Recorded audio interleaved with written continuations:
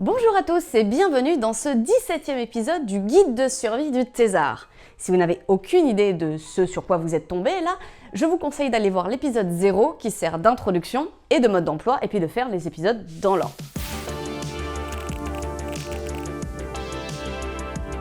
Pour les autres, nous sommes aux portes de la nuit. Nous avons consacré 6 minutes à savourer le fait d'être arrivé au bout de notre journée et à se dire que ça s'était pas si mal passé. Il est temps d'entrer physiquement en phase de coucher. Ce coup-ci, je vais faire un truc un peu particulier. Je vais traiter ensemble les étapes 4 et 6 d'abord parce que, après réflexion, elles me paraissent plus cohérentes dans cet ordre. C'est pas ce que moi je fais, mais en vrai, ça fait plus sens. Je fais pas toujours sens. Donc, on va faire un petit saut et on reviendra sur l'étape 5 dans le prochain épisode.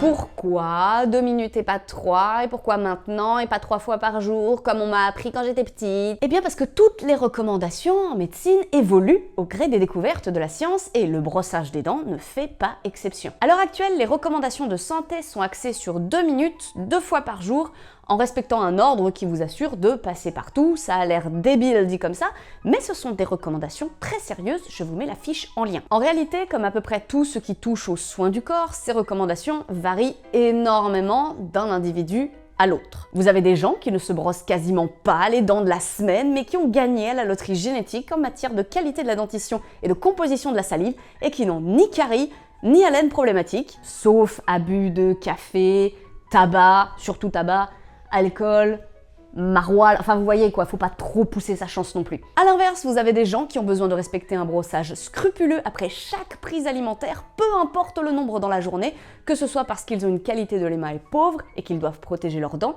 ou parce que leur flore buccale développe des odeurs très rapidement. Vous avez des gens qui tolèrent mal la texture de leurs dents non brossées et qui du coup y retournent tout le temps, et d'autres qui, quoi qu'ils fassent, vont pisser le sang des gencives à chaque fois. Ça peut être rien du tout, ça peut être dû à un problème d'inflammation des gencives, voyez avec votre dentiste pour être sûr. À noter que, peu importe vos efforts, l'alcool, le café et surtout le tabac vont vous donner une prédisposition à l'haleine de chacal. Chez les zoologistes, on peut trouver que ça a son charme, mais c'est vraiment un truc de niche. Les deux derniers ayant tendance à tacher les dents en plus. Du coup, le chercheur tendant à abuser au moins du café, si jamais vous êtes crevé et que vous avez la flemme, si vous ne devez retenir qu'un brossage de dents, choisissez celui du soir, une fois le dernier thé ou café bu, pour ne pas laisser la teinte macérer la nuit. À noter également que l'halitose peut être un symptôme de différentes maladies, allant de la sinusite au diabète, en passant par les divers troubles de l'estomac. Une mauvaise haleine qui résiste au brossage ou revient trop vite doit être prise au sérieux et vous pousser à consulter. Comme chaque fois vous tombez sur un truc chelou en fait, j'ai l'impression de le répéter un peu, mais bon, l'enseignement c'est la répétition.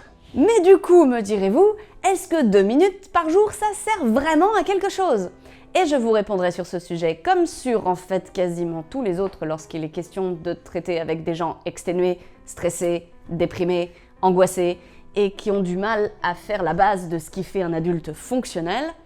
Tout ce qui est important à faire dans votre vie vaut le coup d'être mal fait plutôt que pas fait du tout. C'est mieux de manger un fruit par jour plutôt qu'aucun, même si c'est pas 5. C'est mieux de boire 2 verres d'eau plutôt qu'aucun, même si c'est pas 8. C'est mieux de bosser 25 minutes plutôt que pas, même si c'est pas 2 heures. Et c'est mieux de brosser vos dents 2 minutes ou même 30 secondes plutôt que pas du tout, même si c'est pas le top de ce qui est recommandé.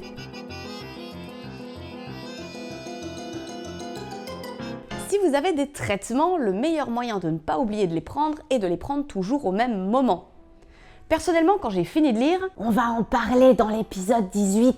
Je me lève pour aller ranger le bouquin ou le magazine en question, j'en profite pour vérifier que la porte est verrouillée, que tout ce qui doit être éteint est éteint, que j'ai bien lancé ou programmé les machines que je voulais lancer, que le chat a bien à manger, et j'en profite pour prendre mes médocs dans la foulée. En vrai, je pense que le plus simple pour quelqu'un qui n'a pas cette étrange routine, c'est d'ouvrir l'armoire à pharmacie juste après s'être brossé les dents et prendre ce qu'il a à prendre dans la foulée. Et oui, je dis armoire à pharmacie car il faut bien rappeler que tous les médicaments doivent être rangés hors de la portée et de la vue des enfants et des animaux. Pourquoi la vue, me direz-vous? Tant qu'ils peuvent pas les attraper, qu'est-ce qu'on s'en fout? Eh bien, vous savez peut-être qu'ils ne peuvent pas les attraper, mais eux, ils en savent rien. Et s'ils les voient, ils peuvent essayer. Et beaucoup d'accidents domestiques arrivent comme ça. Je vais pas passer des plombes à vous expliquer qu'être régulier dans la prise de ces médicaments, c'est important. Votre médecin vous en a sans doute déjà parlé, mais je vais refaire un point sur 3 d'entre eux un peu particuliers. 1. Les antibiotiques. Les antibiotiques, c'est fantastique, mais ça crée aussi de l'antibiorésistance si c'est pris n'importe comment. Pour éviter de transformer votre organisme en boîte de pétri à souche relou, ne sautez pas de prise, prenez votre traitement à heure fixe et surtout n'arrêtez pas le traitement avant la fin de la période prescrite par votre médecin sous prétexte que vous allez mieux. Si en revanche vous voulez arrêter à cause d'effets secondaires, voyez votre pharmacien, parlez-en avec votre médecin ou rendez-vous aux urgences selon la gravité des effets, mais ne le faites pas tout seul. Je vous laisse la fiche conseil du Vidal à ce sujet. 2. Les traitements chroniques. Si vous êtes atteint d'une pathologie chronique, quelle qu'elle soit, la régularité de prise de votre traitement est primordiale pour garder la maladie sous contrôle, ce que votre toubib a déjà dû vous expliquer, et c'est encore plus vrai dans les périodes de stress intense. En revanche, il n'a pas forcément conscience de qui vous êtes. S'il vous prescrit une forme locale à appliquer sur les mains quand vous êtes artisan, ou dans le dos si vous n'êtes pas souple, s'il vous prescrit une injection alors que vous avez peur des aiguilles, s'il vous prescrit un traitement quotidien alors que vous êtes tête en l'air, signalez-le. Il existe souvent des formes différentes ou la possibilité d'avoir une prescription pour une assistance médicale, en particulier pour les injections. Vous devez faire des efforts pour être régulier, mais votre médecin doit aussi essayer de vous proposer un traitement adapté à la réalité de votre vie. 3. La pilule contraceptive. Si on parle traitement à heure fixe, c'est obligé de parler d'elle.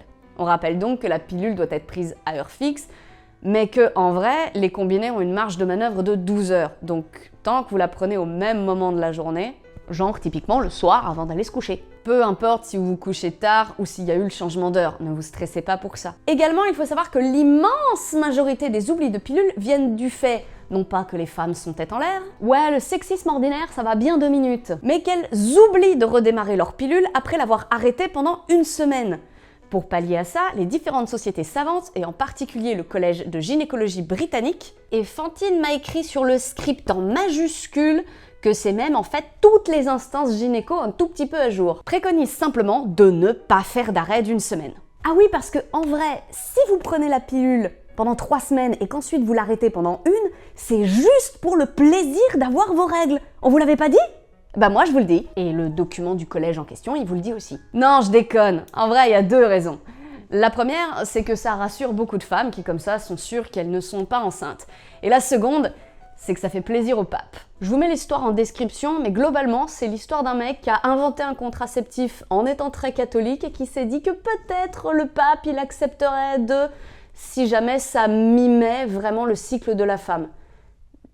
Mais il aurait très bien pu la faire en continu, ça marchait tout aussi bien en fait. Mais médicalement, ça sert à rien. Ouais, c'est pas des blagues, mais j'aurais préféré. Donc, si vous avez des problèmes d'oubli à cause de ça, eh ben, c'est pas une fatalité. Voilà, c'est tout pour ce nouvel épisode. On a bien avancé dans notre petit chemin vers la nuit.